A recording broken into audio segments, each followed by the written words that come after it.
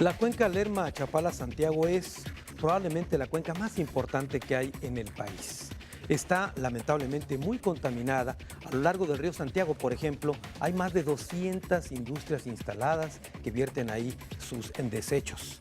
A lo largo también de la cuenca Lerma-Chapala-Santiago se han construido muchas presas y en algunas ocasiones se ha abusado precisamente de técnicas de riego equivocadas. Un académico que ha estudiado precisamente la cuenca nos va a platicar conceptos, historias y abusos y también algunas obras que se han realizado, aciertos que han tenido los gobiernos, pero la mayoría lamentablemente han sido una y otra serie de errores.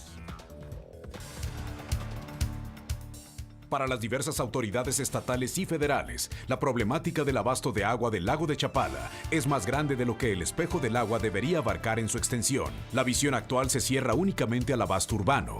Lo que los técnicos recomiendan, se empieza a pensar en un abasto regional, lo que significaría que la región abarque no solo la ciudad, sino a todos los usuarios y los hogares de donde proviene el agua. Políticas van y vienen. Lo que es real es que al lago de Chapala, para ser sustentable, le hace falta que se le trate como un usuario, entendiendo su complejidad y devolviéndole el agua suficiente para que siga siendo un lago vivo.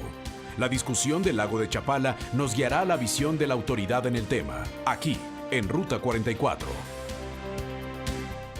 Vamos a tener otra visión sobre este problema del lago de Chapala, las fuentes de abasto para la ciudad, y saludo con mucho gusto al doctor Juan Manuel Durán. Gracias por estar con nosotros. Mucho gusto en saludarlo. ¿Por qué no platicamos sobre la cuenca como tal? Su historia, los errores, los aciertos que se han realizado a lo largo de los años.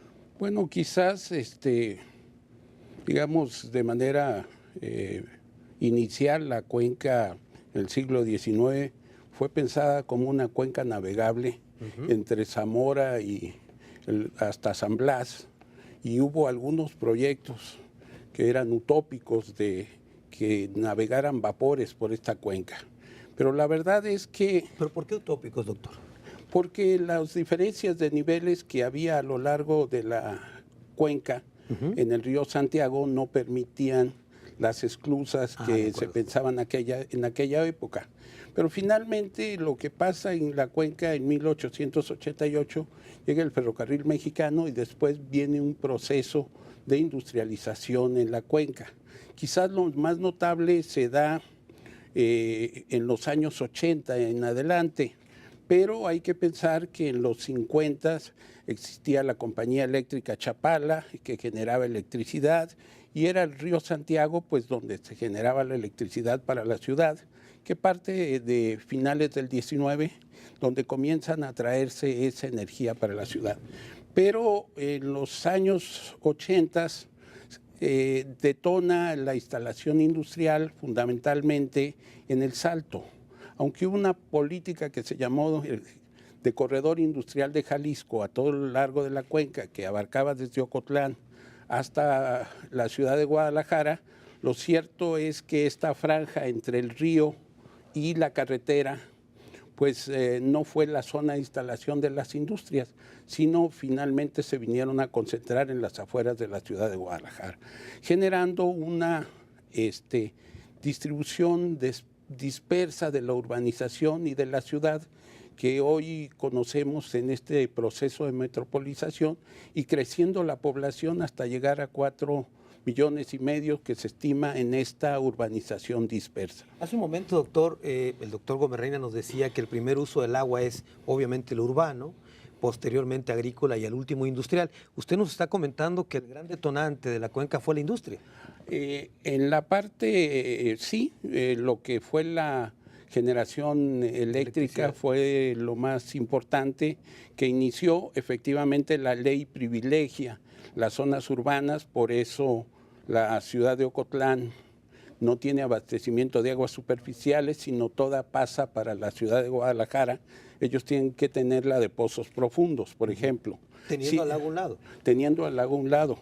Y en 1956, la ciudad de Guadalajara, con unas crisis repetidas de abastecimiento de agua, bueno, se piensa en traerla del lago de Chapala y empieza el abastecimiento desde el lago de Chapala para la ciudad de Guadalajara. Es el primer acueducto a cielo abierto que se hace, ¿no? Sí, que todavía funciona. Por cierto, había dicho que se iba a cancelar. dejar de utilizar y que las aguas serían para riego agrícola. La verdad es que sigue funcionando junto con el otro acueducto enorme que se hizo en San Nicolás y que es donde están las bombas, donde se extraen aproximadamente, nos dice las cifras oficiales, 6 metros cúbicos por segundo del lago de Chapala. En realidad estamos hablando de, en cifras oficiales, de alrededor de 9,5 metros cúbicos por segundo en la actualidad, y se maneja la idea de llevar a 15 metros cúbicos. Con otro acueducto. Con otro, con otras fuentes de abastecimiento, las presas que se estaban planteando. Pero no del lago. Sí. En realidad, Guadalajara ahorita se abastece de 3 fuentes, lo que sería el lago Chapala, que es la fuente principal, lo que sería el sistema de pozos, fundamentalmente de Tezistán, y lo que sería la cuenca de Calderón, lo de la presa de Calderón. Muy bien, doctor. Vamos a continuar platicando con nuestro invitado y el resto de los invitados, pero antes quisiera hacer un comentario muy breve antes de ir a la pausa. Déjeme decirle que a este panel, a este tema, invitamos a las autoridades de la Comisión Estatal del Agua, pero declinaron acudir porque nos condicionaban a los invitados. Cuando se enteraron, por lo menos de 2 de nuestros invitados, simplemente dijeron que no acudirían y pretendieron marcarnos la agenda para poder acudir. Ni Canal 44, ni este programa, por supuesto, aceptan este tipo de imposiciones. Este es un programa, un ejercicio periodístico libre, independiente, y por supuesto no permitimos que nos marquen la agenda. Después de la pausa, nuestro tradicional cruce de caminos.